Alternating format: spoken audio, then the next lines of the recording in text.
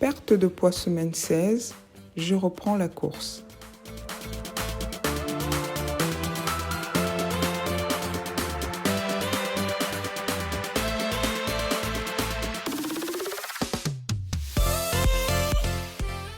Hello tout le monde, j'espère que vous allez bien, moi ça va très bien. J'ai repris la course cette semaine et c'était un vrai moment de joie. En plus, il faisait très beau, même s'il faisait froid. J'ai commencé sur les chapeaux de roue à 7 km/h, mais vers la fin j'étais fatiguée, je suis descendue à 6 km/h. Mes sensations étaient très bonnes, j'avais pas mal au genou quand j'ai commencé, mais sur la fin j'ai quand même senti que mon genou n'était pas très content. Pour ceux que ça intéresse, sur cette course, je me filme toute seule. Je me suis acheté une caméra 360 degrés. C'est une caméra qui filme tout autour de moi. Elle filme en même temps devant, derrière, sur les côtés. C'est une Insta360 One X2. Je tiens à préciser que je ne suis pas sponsorisée pour cette caméra. Je l'ai achetée avec mon argent. Je l'ai fait parce que je n'aime pas dépendre d'une tierce personne. Quand je veux faire quelque chose, j'aime être autonome, me débrouiller par moi-même. Et cette caméra me le permet. Et cette caméra, elle est innovante parce qu'elle me permet de faire des scènes comme là, de retourner la caméra et puis de me cloner comme sur cette scène.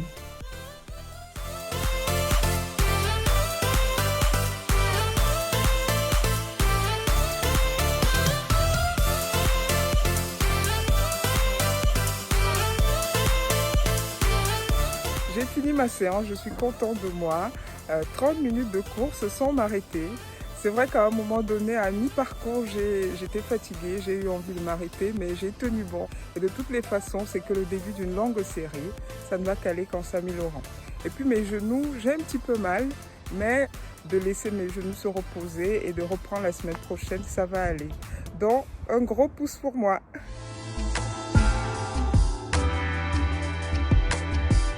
Hello, aujourd'hui c'est ma journée salle de gym.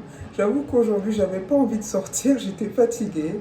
Mais comme les vidéos YouTube me mettent la pression, du coup je suis venue. C'est une bonne pression parce que ça me permet d'être régulière.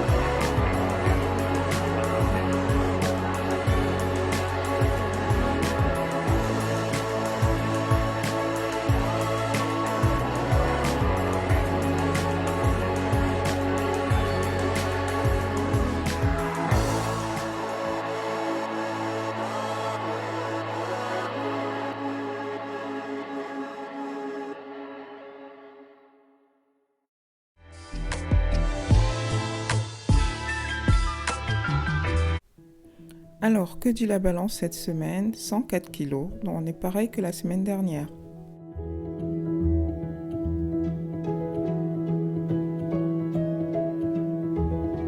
Cette semaine, la tenue de la photo avant-après, c'est celle-ci. C'est une combinaison que j'ai depuis à peu près 14 ans. Je vais vous mettre là la photo avant. Et vous verrez qu'il n'y a pas de différence, il n'y a pas une grande différence entre maintenant et avant. Pourtant, entre les deux photos, il y a 10 kg de différence. Sur la photo avant, je pesais 114 kg et là, je pèse 104 kg. Et cette tenue, quel que soit le poids que je fais, en général, elle me va. Donc, je pense que c'est une tenue que je vais garder, même après avoir atteint mon objectif. Donc, la différence peut se voir peut-être au niveau de mon cou. J'ai un cou un peu plus fin.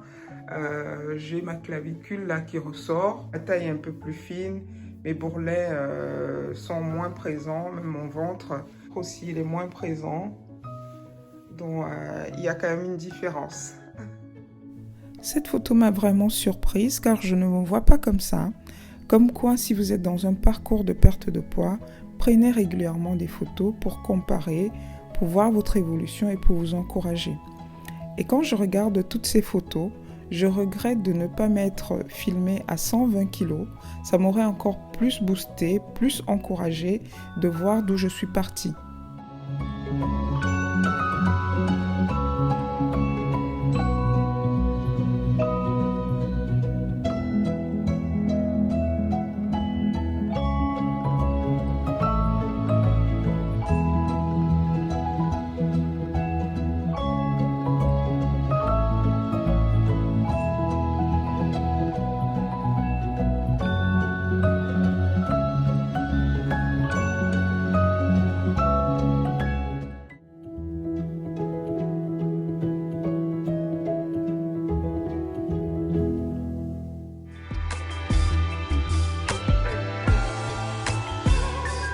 Le confessionnal, tout s'est très bien passé, je n'ai pas craqué, je n'ai pas cédé à la tentation, donc pas de sucre ajouté toute la semaine. Et généralement, c'est ce qui se passe quand je me mets un challenge. La première semaine se passe toujours très bien, c'est ce qui s'est passé en janvier. Je vais essayer vraiment de tout mon cœur, de toutes mes forces, de maintenir cette dynamique. Je profite également du confessionnal pour parler de quelque chose. C'est vrai que j'ai hésité à en parler parce que ça touche à ma santé. Mais je me suis dit que, étant donné que j'ai une audience, que forcément il peut y avoir des gens dans cette audience, vous qui me suivez, qui faites face à la même situation et que peut-être mon expérience, mon retour d'expérience pourrait vous servir. Et donc, moi, j'ai été diagnostiquée du diabète en janvier 2021. Et à partir de là, j'ai essayé de maigrir. 3 mois après, quand j'ai refait, parce que quand tu es diagnostiqué du diabète, on doit te faire une prise de sang de contrôle pour confirmer que le diabète est vraiment installé. Et donc au mois de mars, mon médecin a refait le test et m'a confirmé que oui, Madame Email, oui, c'est comme ça qu'il m'appelle, c'est pas emailé, ça devient email. Oui, Madame Email, vous avez le diabète, il faudrait que je vous mette sous traitement.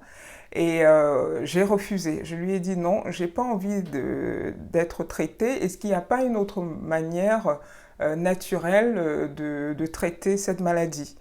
Et elle m'a dit, si, il y en a, c'est de perdre du poids, de faire de l'activité physique et de manger sain. D'arrêter le sucre, de diminuer drastiquement le sucre. Donc de janvier à juillet, j'ai essayé, mais j'y arrivais pas, c'était compliqué. Par contre, l'activité physique, ça, j'arrivais à le faire. Mais c'était manger équilibré, manger sain. C'était très, très compliqué. Et puis, elle m'a mis en relation avec une diététicienne qui m'a appris le rééquilibrage alimentaire. Dès que j'ai mis ça en place, vraiment, les choses sont allées dans le bon sens. Et j'ai eu rendez-vous avec mon médecin lundi. Et elle m'avait demandé de faire une prise de sang dont elle avait les résultats et elle m'a annoncé que mes résultats étaient normaux. Donc au niveau des paramètres de la glycémie à jeun, de l'hémoglobine glyquée, j'étais désormais dans la norme. C'est pour ça que je veux en parler. Je veux en parler pour témoigner, dire à vous qui me suivez, si vous êtes dans cette situation, si vous avez quelqu'un dans votre famille qui a des problèmes de diabète, tous ces problèmes liés au métabolisme, liés au poids, sont des maladies qui peuvent être soignées pas seulement par les médicaments, mais qui peuvent également être soignés naturellement en mangeant équilibré, en mangeant sain et en faisant de l'activité physique. Donc, si mon témoignage peut servir, vraiment, je ne demande que ça.